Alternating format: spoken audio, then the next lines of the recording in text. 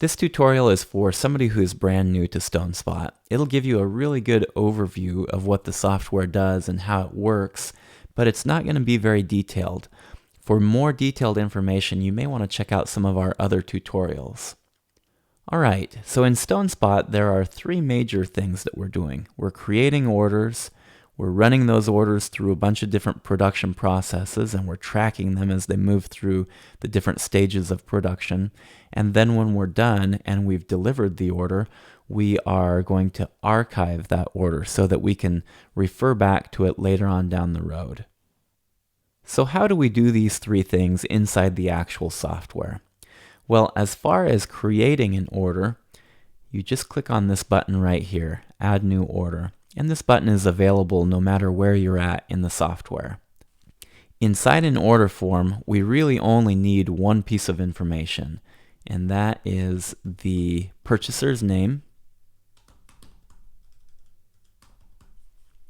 And then I'm also going to show you how to add a piece of stone, just because I feel like the rest of the order will be pretty self-explanatory, but I want to be sure that you understand how to add a piece of stone to this order.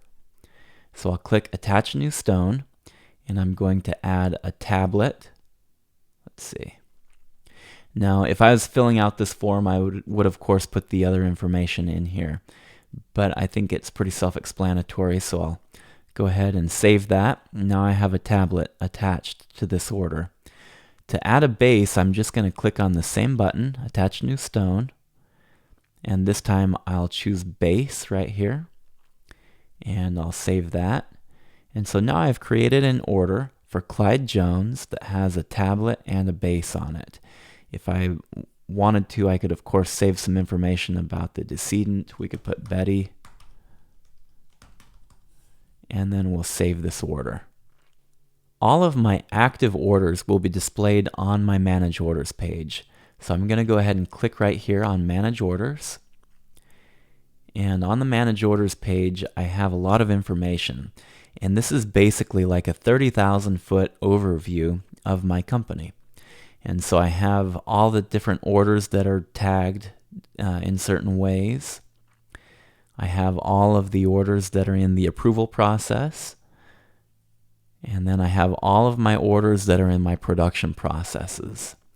And then here at the bottom, I have system buckets. These are buckets that the system uses, but they can also be helpful for you. For example, if I wanted to see all of my active orders, I could just click right here, and I'd see all of the active orders. So what's happening here in the production processes is that we are splitting up all of the active orders into their respective production stage. And so, for example, if we looked in Order Received, which is my first bucket, and we sorted from high to low, then I would see the order that I just placed right here, Clyde Jones. And I could click into this order. Here's my tablet and my base. Of course, we don't have very much information about those because I didn't fill it in. But if you had filled it in, it would show up here as well. And so it's a really great way to be able to quickly see how many orders I have in the different production statuses, and I can also quickly see orders that are overdue.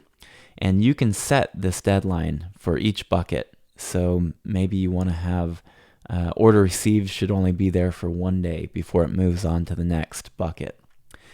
And you can set deadlines for all the buckets, and that way you can see where all your orders are at and which ones are overdue. Now let's talk about how to find an order. Let's say a family calls up and they need to get some information about an order that they had placed with you. You can do that quickly right here in the quick search. So I'll type in Clyde, and that's going to pull up two orders.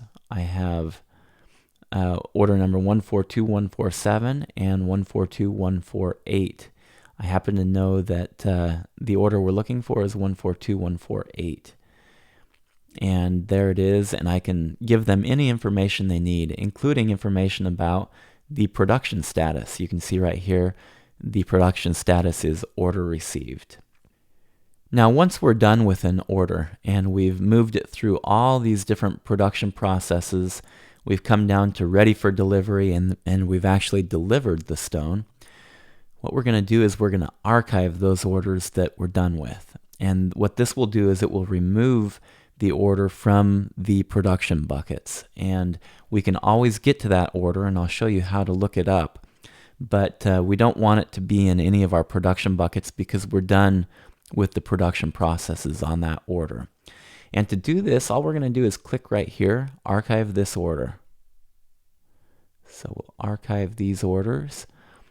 But to find these orders, it's a really easy process. All we need to do is come back in here and we'll type in Clyde, but this time we're going to check this little box, and that will expand our search so that it searches not only our active orders, but it's going to search our archived orders as well.